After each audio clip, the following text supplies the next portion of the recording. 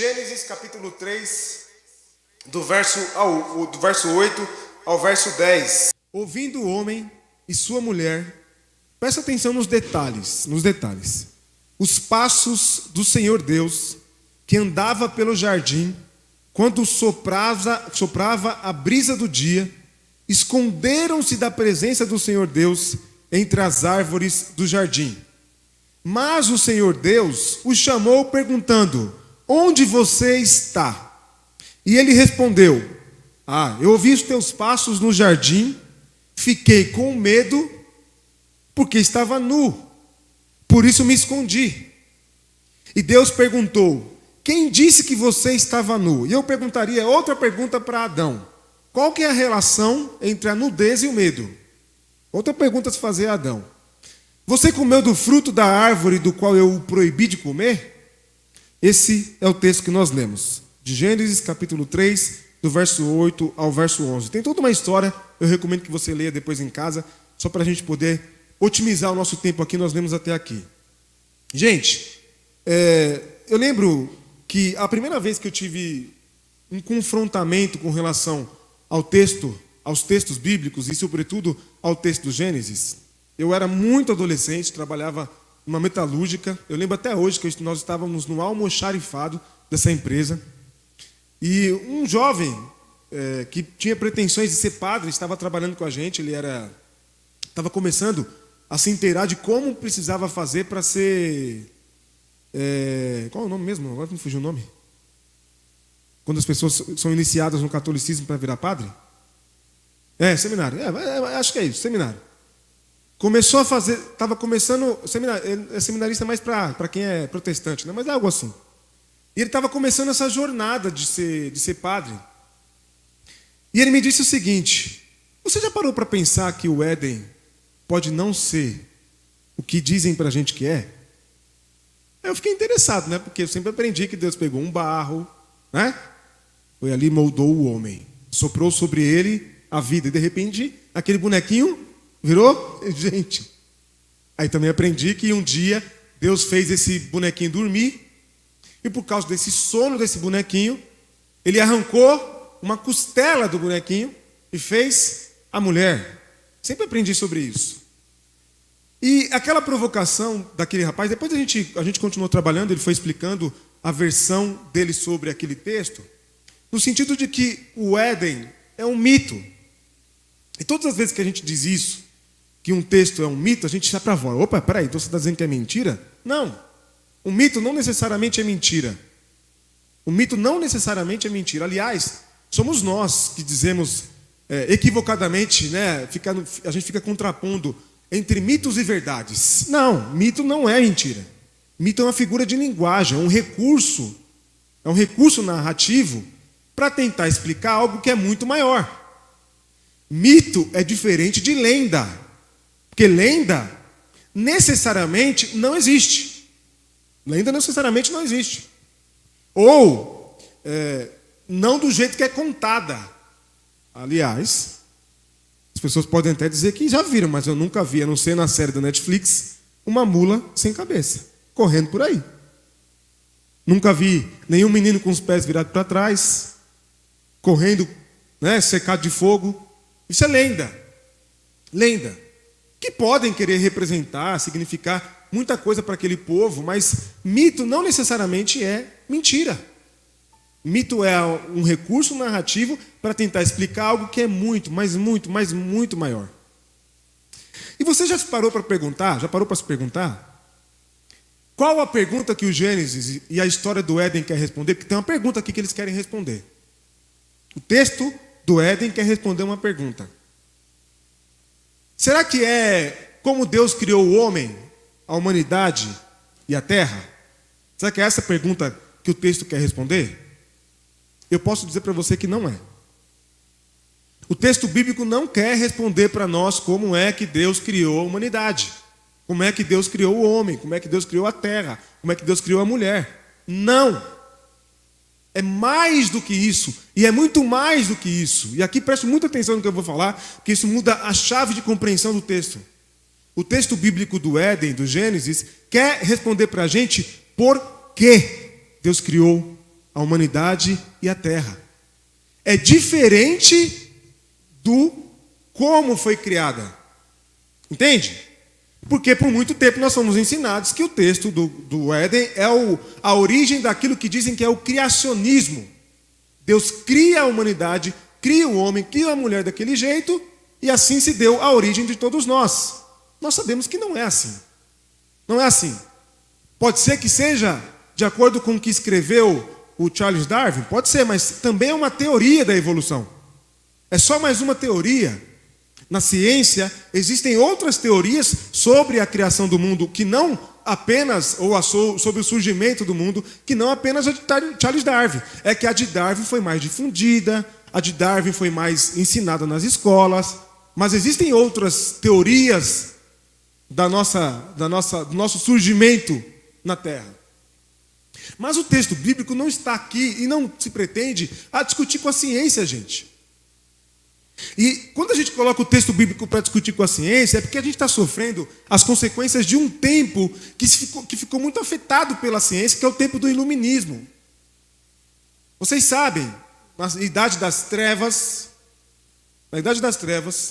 que é inclusive a origem da nossa fé protestante, né, dali em diante, com essa ruptura com a Idade das Trevas, é que existe e nasce, por exemplo, a civilização moderna, nasce o Ocidente, nascem outras coisas além da Idade das Trevas, mas na Idade das Trevas. E na Idade das Trevas, com a chegada da ciência, vocês lembram que um rapaz, certa vez, ousou dizer que não era o Sol que girava em torno da Terra. O contrário acontecia. Não é? É a Terra que gira em torno do Sol. E quando esse rapaz disse isso, o que aconteceu com ele? Ele foi questionado duramente por essa Idade das Trevas, não é? E pagou um preço alto por dizer que aquilo que a igreja estava ensinando era equivocado. Porque através da ciência ele tinha chegado a uma outra conclusão. Então, essa tentativa de ficar contrapondo criacionismo e evolucionismo, lembrando, vou repetir, o evolucionismo é apenas uma das teorias sobre a nossa origem. Existem várias teorias sobre a nossa origem. Mas essa tentativa de contrapor criacionismo e evolucionismo é trauma religioso, gente. É religioso que tem problema com ciência, com a verdade. Porque quando a verdade escapa das mãos do religioso, ele não tem como manipular e dominar. Afinal de contas, ele não tem mais a verdade. E quando a verdade escapa da mão dele, ele fica frágil. Como é que eu vou manter a estrutura de uma religião que domina um Estado, cujo líder maior é um Papa que diz o que tem que acontecer e o que não tem que acontecer no Estado, se eu não tenho mais o domínio da verdade?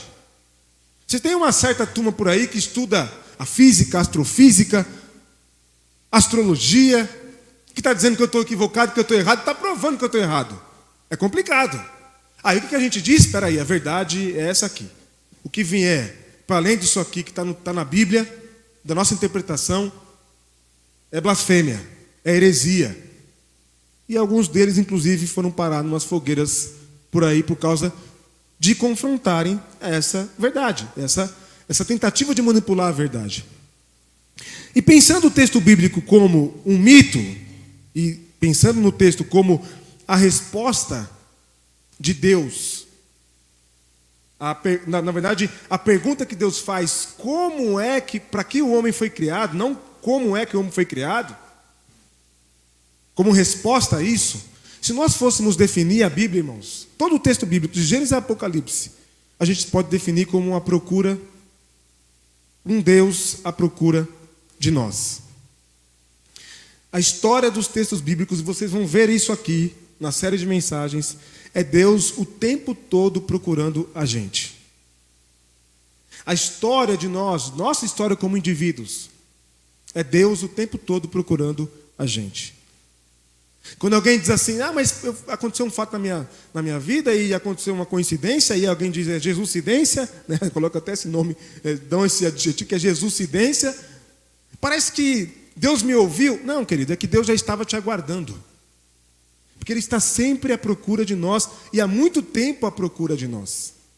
E o texto que nós lemos aqui É um texto que remonta a um tempo em que se acreditava e que se dizia que Deus habitava a terra de vez em quando. De vez em quando. De vez em quando ele via visitar a terra. E nesse tempo aqui, que nós lemos do Éden, Deus decidiu passear pela terra. O texto diz que no final do dia, ele resolveu passear pela terra. Porque ele ia ter uma conversa, uma parte com Adão e Eva. Mas não achou. Vocês conseguem imaginar Deus, que é onisciente, onipresente, procurar Adão e não achá-lo? Ele não é onisciente, onipresente, como é que ele procura e não acha? É para se perguntar. Eu estou brincando aqui, fazendo essa digressão, só para dizer para vocês que as nossas conjecturas e convicções teológicas sobre quem é Deus não são necessariamente, como diz o Ed aqui, não são necessariamente, até introduziu aqui, aquilo que nós aprendemos é o que é Deus. São possibilidades. Porque se Deus é onisciente, onipresente, ele sabia onde estava Adão. Simples.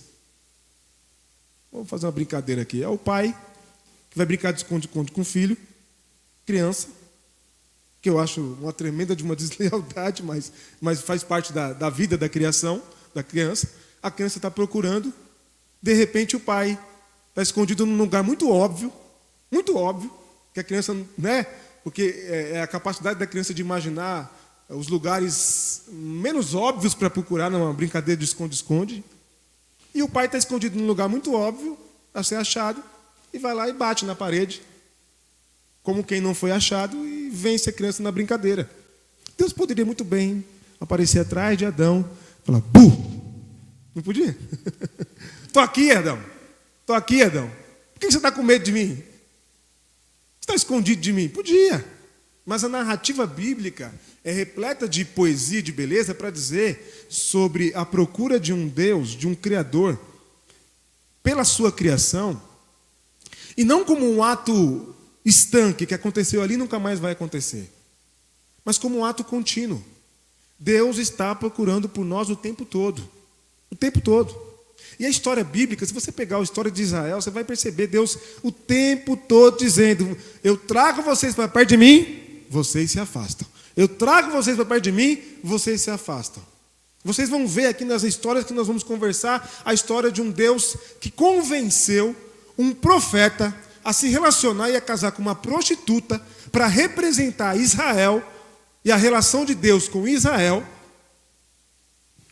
O profeta toma chifre, é traído, como quem está representando a Deus, sendo traído pela própria nação de Israel. Então é uma história, a história bíblica é a história de Deus procurando a gente o tempo todo. E daqui a pouco nós vamos falar um pouquinho sobre como Deus tem procurado a gente no nosso dia a dia, que talvez a gente não tenha percebido. Então, se nós fôssemos procurar resumir a Bíblia, é isso, a história de um Deus à procura de nós. Aliás, não só a história, né? São histórias e mais histórias e mais histórias de um Deus à procura de nós. Sempre à procura de nós.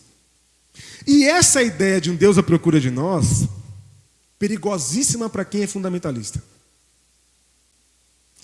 Porque, se você se parar para perguntar, por que você procura por alguém no sentido de se relacionar? Porque você ama? Porque você ama. E a história do Éden é a história de um criador apaixonado, amante da sua criatura.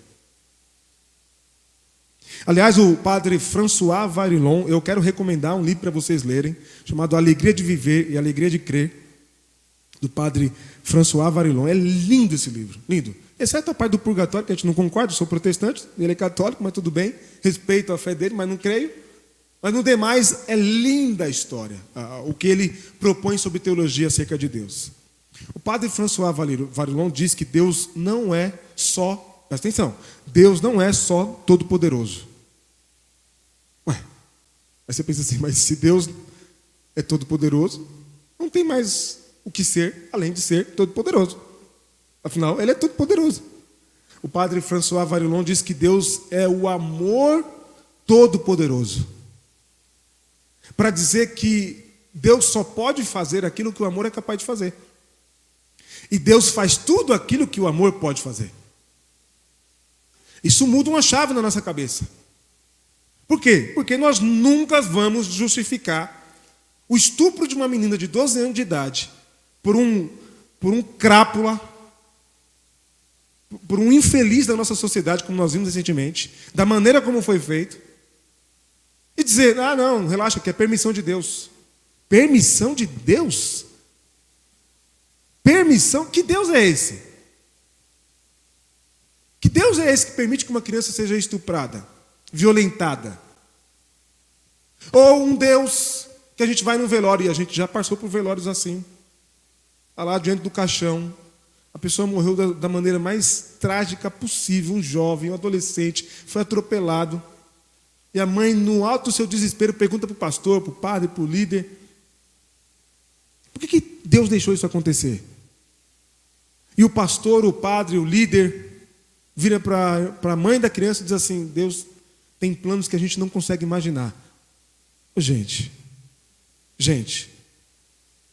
um Deus que ama, permite que um adolescente seja atropelado, seja assassinado de uma maneira cruel, porque ele tem planos que a gente não pode imaginar.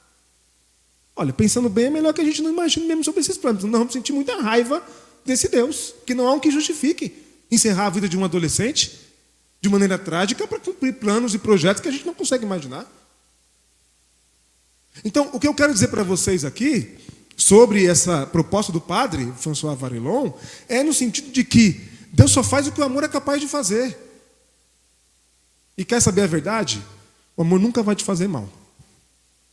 O amor nunca vai te fazer mal. As coisas em volta do amor podem proporcionar a você momentos de maldade, circunstâncias de maldade, mas do amor em si nunca vai te fazer mal. Afinal de contas, a gente acredita que Deus é amor, e por acreditar que Deus é amor, a gente entende que quando a gente é alcançado pelo amor, atingido pelo amor, em qualquer das suas dimensões e manifestações, a gente alcança a nossa plenitude. Seja casando, tendo um filho, seja lá qual for a expressão de amor pela qual você foi alcançado, alcançada. Então nós temos no texto bíblico aqui que nós lemos, um Deus com vontade de se relacionar. Ele está numa prosa, está numa conversa com Adão. Está ali para conversar com Adão, ele quer se relacionar com Adão. E por que é perigoso para o fundamentalista quando eu digo que Deus se relaciona? Pode ser que nem tudo esteja no controle de quem ama. Entende onde eu quero chegar? Essa história de que Deus está no controle de uma pandemia que matou só no Brasil 700 mil pessoas, e no mundo inteiro mais não sei quantas milhões de pessoas. Não. Até porque o Deus que está no controle não é o Deus que ama todo-poderosamente. Porque o padre François Varillon também diz que Deus, quando criou a gente, ele fez igual a terra fez os continentes. Igual o oceano, né? Os oceanos fizeram os continentes.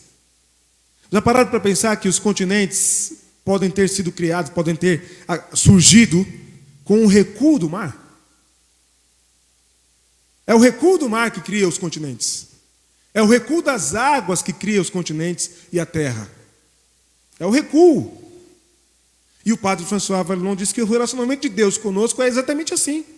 Deus está sempre recuando para que a nossa liberdade tenha vazão. E pensando nisso, nós podemos dizer com toda segurança, Deus não está no controle de todas as coisas.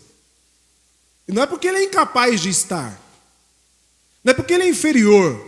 Não é porque Ele é um fracote. É porque Ele decidiu soberanamente permitir a gente a liberdade.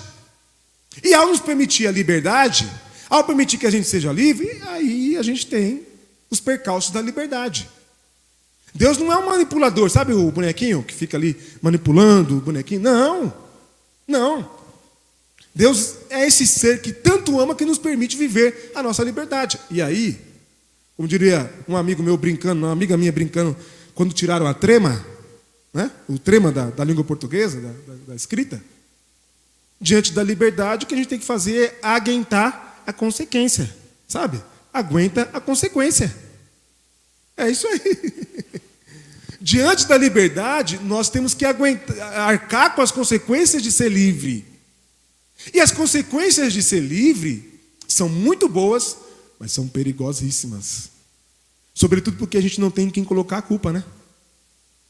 Quando a gente erra, quando a gente fracassa, quando a gente titubeia. E Adão teve em quem colocar a culpa, né? Rapidinho colocou a culpa na mulher. Rapidinho. Ah, não. Estou aqui, estou com vergonha, estou pelado, estou morrendo de medo. E eu vou dizer, perguntar para Adão por que ele sentiu medo quando esteve diante de Deus, nu, porque estava nu, está com medo, mas provavelmente porque sentiu vergonha. E rapidinho colocou a conta na conta da mulher. Não, foi a mulher que você me deu. Ela me fez cair em pecado, ela me fez te obedecer. Foi rapidinho que Adão fez. A nossa tentativa aqui como igreja é que você lide com os seus traumas, os seus problemas, as suas dificuldades, e não coloque a culpa em ninguém. Menos ainda se você é homem na mulher. Que isso é reproduzir um padrão de comportamento que a gente já disse aqui que não faz sentido para nós, que é machismo. Ah, o teu erro é teu erro, o erro dele é o dele, o dela é o dela, e cada um com os seus problemas. Que arque com as consequências dos seus problemas. E esse Deus que está o tempo todo buscando se relacionar com a gente, que é revelado aqui no Éden, Jesus é usado. Ô, gente, como Jesus é usado. Quando alguém vem assim falar, se refere a Deus como o eterno, eu tenho crise. Eu tenho dificuldade. Porque eu sou cristão. Eu entendo o judeu se referir a Deus como o eterno. O judeu não podia nem mencionar, pronunciar o nome de Deus. Que era blasfêmia. Não podia pronunciar o nome de Deus. Essa coisa que as testemunhas de Jeová, fala baixinho, essas coisas que as testemunhas de Jeová fazem, de traduzir o nome de Deus para Jeová e chamá-lo, e ficar chamando ele de Jeová, o judeu não pode fazer. Não podia fazer e não pode fazer. Em reverência ao nome de Deus. E aí começou a tratar a Deus como o eterno, o Altíssimo. Só que nós somos cristãos. E Jesus apresentou a nós, Deus a nós, e nós a Deus como? Como Pai. Como Pai. Então o nosso relacionamento com Deus é de filhos com o Pai. E, obviamente, que eu preciso respeitar aqui, eu preciso fazer uma correção de rota nessa leitura teológica. Porque tem gente que não teve contato com o Pai, tem gente que teve contatos traumáticos com o Pai. E quando eu digo que Deus é Pai, essas pessoas podem se sentir ofendidas do seu íntimo, diante dos seus traumas, com o Pai. Então eu posso dizer seguramente que Deus é mãe. E aí alguém vai dizer assim, mas eu também tive problema com a minha mãe. Me apresenta essa figura de Deus como pai ou mãe, eu também tive problema. Tá bom, Deus é vó, Deus é tio, Deus é tia. Não interessa para Deus o nome que nós vamos dar a Ele. O que interessa para Deus é que a gente procure se aproximar dEle. Procura se aproximar dEle, independentemente de como você vai chamá-lo. Como cuidador. Como cuidador, tudo bem, não tem problema. Por quê? Porque Deus é alguém sempre à procura de se aproximar de nós, na busca de nos acharmos, de se relacionar com a gente, com um relacionamento mais bonito, mais belo, que a gente pode promover. Então Deus está à procura de você, meu irmão. Deus está à procura de você, minha irmã, nos seus traumas, nas suas dificuldades, nas suas alegrias. Porque Ele quer conversar com você e comigo. Ele quer se relacionar conosco. Ele quer se relacionar com você e comigo. Por que a gente ora? E nós precisamos mudar essa chave. Nós oramos, nós lemos a Bíblia, o texto bíblico, como um texto que revela aquilo que funda a nossa fé, que é Jesus. Nós congregamos e fazemos celebração comunitária porque nós queremos nos aproximar de Deus. Nós queremos nos aproximar de Deus. E eu posso garantir para você aqui, a partir de Jesus, que Deus também está afim de você. Deus também está afim de se relacionar com você.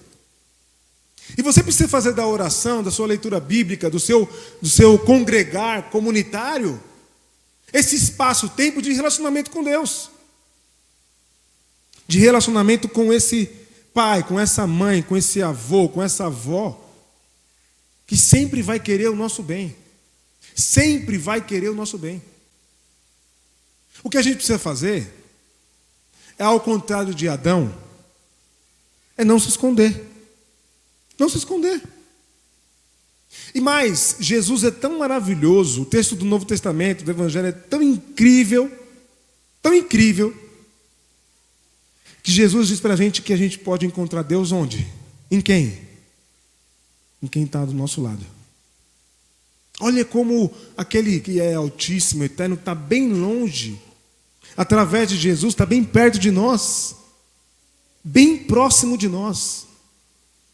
Então, quando você for servir, quando você for celebrar, quando você for orar, pense como disse certa vez o padre Fábio de Mello: Deus está a um coração de distância da gente.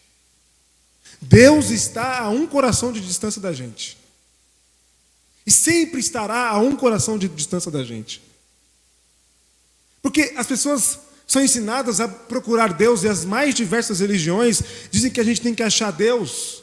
Às vezes viajando para uma cidade específica, às vezes fazendo sacrifícios específicos para agradar a Deus e para alcançar Deus. E Jesus disse que é tão simples, é tão simples. É só ser pacificador, só ser manso, ter fome e sede de justiça. Todas as vezes que você agir assim, você estará próximo de Deus. E o texto que nós lemos aqui, o texto de Gênesis, do Éden, é a história de alguém que perdeu a oportunidade de ter a plenitude da companhia de Deus. Mas não é a história de alguém que desistiu de nós. Deus não desiste de nós no Éden. Deus não desiste de nós no Gênesis. Deus não nos abandona no Gênesis. Aliás, Deus lida com muito cuidado, porque a narrativa do Gênesis diz assim, vamos fechar o jardim, vamos colocar umas espadas para proteger a árvore da vida, do conhecimento, para que ninguém mais coma, para que o homem não se eternize nos seus pecados. Então, ainda é uma história de cuidado. Ainda é uma história de acolhimento, de quem se preocupa. Então, o que eu quero dizer para você, irmão, com essa mensagem, com essa reflexão aqui, sobre esse texto que nós lemos, é que nós precisamos procurar a Deus, porque Ele está à nossa disposição. E você não precisa subir escadas e mais escadas de joelho para achar Deus. Você não precisa fazer sacrifícios e mais sacrifícios para achar Deus. Não. Diz as Escrituras que o ápice dessa procura desse Deus para conosco é a pessoa de Jesus, o sacrifício de Jesus. E da cruz nós ouvimos que está consumado. Não é preciso fazer mais nada para se chegar diante de Deus. Aliás, o escritor aos Hebreus diz: entrei com intrepidez diante do trono de Deus. Essa intrepidez, essa autoridade que Adão não teve, teve o contrário. Adão morreu de medo. Essa autoridade quem nos deu foi Jesus de Nazaré. Foi o sacrifício de Jesus, foi a vida de Jesus. E agora nós temos livre acesso a Deus. E alguém pode dizer assim, mas eu não estou muito afim de ficar procurando divindade, não. Dá trabalho procurar divindade.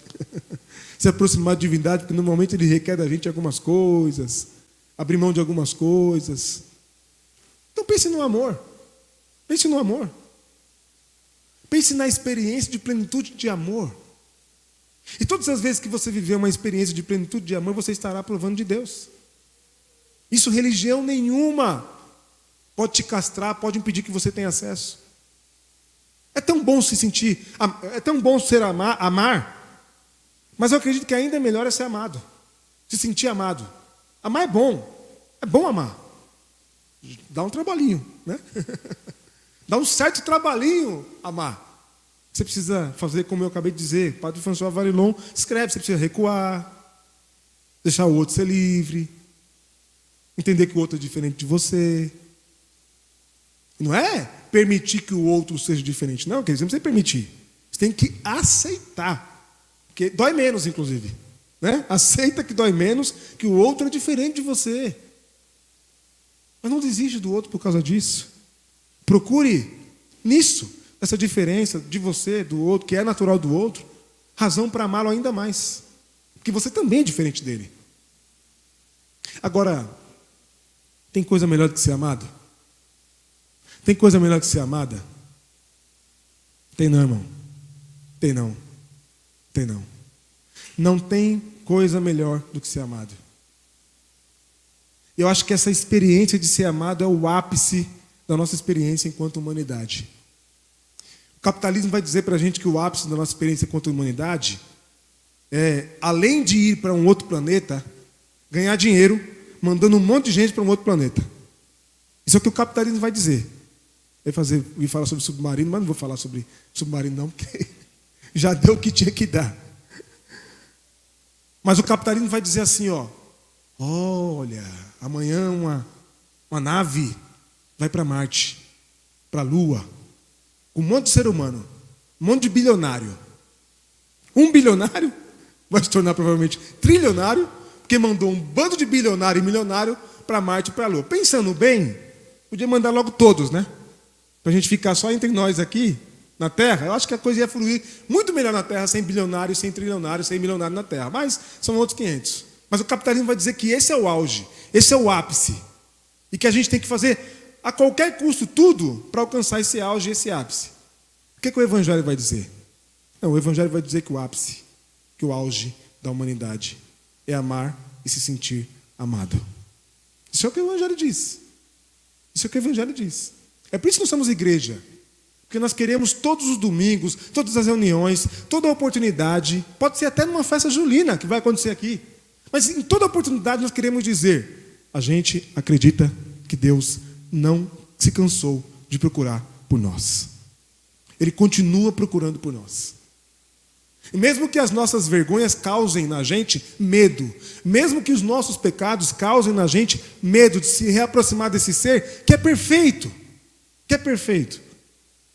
Mas a pergunta que fica é, para nós, perfeito à medida de quem?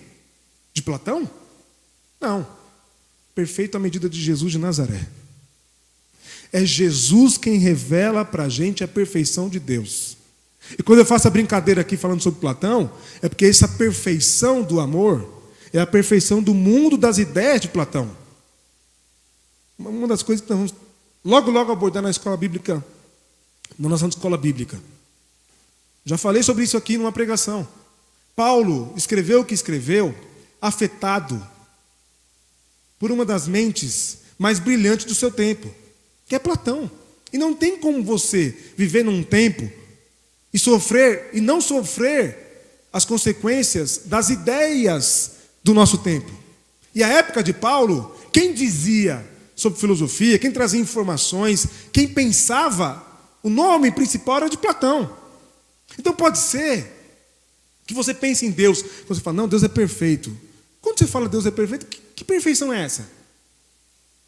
Não, perfeição não. Não existe só um tipo de perfeição. Não existe só um tipo de perfeição. A perfeição do mundo das ideias é a perfeição platônica. E com todo o respeito a Platão, que tem uma contribuição enorme para a nossa humanidade, não estou dizendo isso, mas eu me apego à perfeição de Jesus. Porque eu sou cristão, não sou platônico. Eu sou discípulo de Jesus, não sou discípulo de Platão. Então, a Bíblia me diz que Jesus chorou. Então eu acredito num Deus que chora. A Bíblia diz que quando Jesus viu o seu amigo no túmulo, morto, ele chorou.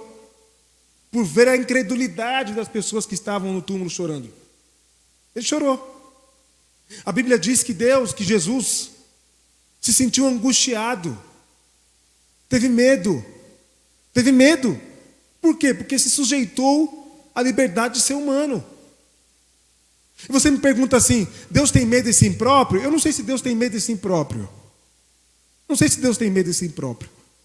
Mas que com certeza deve haver algum sentimento no coração de Deus, quando Ele percebe que a gente está seguindo um caminho que vai levar a gente à morte, com certeza há.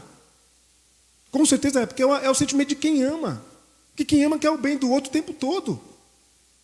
E esse Deus que está à nossa procura é o Deus que ama e quer o nosso bem o tempo todo. O tempo todo. Então, meu irmão, minha irmã, para caminhar para o fim da minha mensagem aqui, o que eu quero dizer para você com essa reflexão é que você não se canse de procurar a Deus. Porque Ele não se cansa de procurar por nós. Ele está procurando por nós e perguntando, Maria, assim como Ele perguntou por Adão, Maria, José, João, Daniel, Davi, Miriam, Ruth, onde vocês estão? Onde está você? Deus está sempre procurando por nós. Sempre procurando por nós. E quando a gente ora, quando a gente celebra, quando a gente lê um texto bíblico, a gente está à procura dele também. E sabe o que é mais incrível? O mais incrível é que quando a gente acha esse ser amoroso incrível que está nos procurando, quando a gente procura esse ser amoroso incrível que está nos procurando, a gente acha. A gente acha. E existe um intermediador que pode ajudar a gente a encontrar esse ser incrível que está nos procurando. E esse intermediador, essa bússola, esse caminho é Jesus Cristo de Nazaré.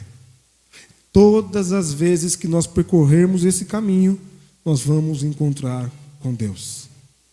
Seja como você entender Deus, você vai se encontrar com Deus. Então, quando você estiver no seu dia a dia, meio que se achando perdido, angustiado, o coração está acelerado, você está, prestes a viver uma crise de ansiedade. Obviamente que você precisa procurar ajuda médica e profissional, claro. Mas experimenta uma coisa também. Experimenta parar tudo que você está fazendo, entrar no seu quarto, fechar a porta, se ajoelhar, fechar os seus olhos, respirar fundo, dizer para Deus, Pai, eu estou aqui. Mãe, eu estou aqui. Me ajuda. Porque eu não sei lidar com essa situação, com essa circunstância. E eu tenho convicção no meu coração, irmão, porque é muito mais do que certeza, é convicção. Muito mais do que certeza. E convicção proveniente de Jesus, do Espírito Santo de Deus.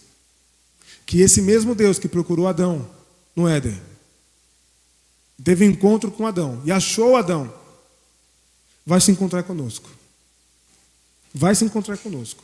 E agora, ao invés de fechar, de ter um interrogatório conosco e fechar o Éden para nós, agora Ele vai mostrar para a gente que a cruz do Calvário, e na cruz do Calvário, tudo o que a gente precisa já foi consumado. O que nós precisamos é ter consciência disso. Consciência do amor, da graça, da misericórdia de Deus. Eu gosto de dizer isso aqui na comunidade. A vida não é um mal, a vida não é um problema. A sua vida não é um mal, você não é um erro, você não é um problema. Não é. Os seus erros não te definem. Os seus erros não são a última palavra na sua vida. Não são. A vida é sempre possível. Sempre possível. Porque quando todos achavam que Jesus, e todos achavam, inclusive os discípulos que amavam Jesus, achavam que Jesus tinha sido vencido na cruz do Calvário, ao terceiro dia, a vida se fez possível, através do amor, e Ele ressuscitou. Ele ressuscitou. E você pode se perguntar como é que é essa ressurreição. Isso aí é, como a gente gosta de dizer, questiúncula. Isso é questão pequena. Como é que é a ressurreição? Se é no corpo, se não é no corpo, como é que se deu? Isso é coisa pequena. O mais importante do texto da ressurreição é dizer isso que eu estou dizendo para vocês. A vida é sempre possível. Sempre possível. E esse Deus que está há tanto tempo à procura de nós, que está sempre à procura de nós, está o tempo todo dizer para a gente, não desista da vida, porque ela é sempre possível. Sempre possível. Você pode se reinventar, você pode redesenhar a tua vida profissional, você pode refazer a tua vida emocional, familiar. É sempre possível refazer. Ah, mas eu estou numa situação que eu não consigo refazer, não dá para refazer familiar. Às vezes você precisa sair. Só de sair se resolve. Mas o que eu quero dizer a você aqui é que você não desista de procurar a solução e de procurar por esse Deus. E como diria um hino das antigas, pode ter certeza que a solução é Jesus. Pode ter certeza que a solução é Jesus. E a solução é Jesus não como sendo uma religião, porque Jesus não é uma religião. Jesus não pregou religião. A solução a Jesus, porque Jesus é um jeito de viver. Jesus é uma ética. Jesus é um padrão de vida. E quando você se encontra com essa ética, com esse referencial, com esse padrão de vida, pode ter certeza que a sua vida vai ser melhor. Vai melhorar. Por quê, irmãos? Porque Deus não cansa de procurar por nós. Ele ama. Ele ama. Ele ama. Vocês conseguem imaginar? Vocês conseguem imaginar alguém que ama com o amor que Deus tem por nós desistir da gente? Não desiste. Na boa, depois de tudo que ele passou com Israel, tinha todos os motivos para chutar o balde. Ousou-se a dizer, inclusive, que o período que nós não temos registros bíblicos é Deus chutando o balde, dizendo: esqueci, parei, esquece de mim, não dá mais. E de repente vem Jesus, como enviado por Deus. E como quem dizendo: não desisti de vocês, então não autorizo vocês a desistir de mim. Nós não estamos autorizados a desistir de Deus. E, portanto, não estamos autorizados a desistir da vida. Amém, irmãos? Então, quando você estiver aflito, estiver aflita, lembre-se, tem um Deus te procurando. Dê ouvido. Dê ouvido. E você vai ser encontrado por Ele. E ore. Ore, porque às vezes a gente não sabe nem o que falar, mas só o silêncio já basta. Diz as Escrituras, Jesus mesmo disse que Ele vê o que está em secreto, vê o que está em segredo. Ele não só ouve, Ele vê o que está no mais secreto do nosso coração. Deus é o amor todo-poderoso que não se cansa de procurar por cada um de nós nas nossas individualidades e peculiaridades. Ah, mas eu sou assim. Ah, mas eu sou assado. Ah, eu tenho esse problema. Ah, eu tenho esse defeito. Ah, minha personalidade desse jeito. Não tem problema. Ele continua sendo Deus, amor todo-poderoso, à procura de você, querendo o seu bem. Você pode ficar de pé para a gente fazer uma oração, então? De quem está à disposição desse Deus? Eu quero convidar de novo o grupo de louvor aqui para cantar mais uma música. Senhor, nós como comunidade, que estamos aqui presencialmente, e também aqueles que estão assistindo a gente pela internet, nos colocamos diante de Ti. O Senhor que é Pai, que é Mãe, que é cuidador, que é cuidadora de nós. O Senhor que está sempre disposto a nos achar, que está sempre à nossa procura. Estamos aqui diante do Senhor colocando os nossos medos, assim como Adão fez. Nós estamos colocando diante do Senhor a nossa vergonha, as nossas vergonhas, nossos traumas, pedindo ao Senhor que o Senhor nos ajude a continuar caminhando. Às vezes a vida é complicada, é difícil, mas nós não desistimos de Te achar, porque o Senhor não desiste de achar a gente. Obrigado por não desistir de nós, Senhor. Obrigado por insistir em nos achar de maneira tão grande, a ponto de enviar o Seu Filho, tão querido e tão amado, para que Ele anunciasse a todos e todas que Ele não desiste de nós, que o Senhor não desiste de nós. Nós Te louvamos, Senhor, porque a Sua misericórdia se renova todas as manhãs. O Senhor não dorme brigado com a gente. O Senhor não dorme de cara virada para nós. Mesmo com os nossos defeitos, nossos erros, nossos pecados, as nossas falhas, o Senhor continua insistindo em nos achar. Por isso nós Te louvamos, Senhor. Por isso nós rendemos graça, louvor e honra ao nome de Jesus de Nazaré, porque Jesus é a revelação máxima de um Deus que não se cansa de procurar por nós. Louvado seja o Seu nome. Louvado seja o Seu nome. Amém.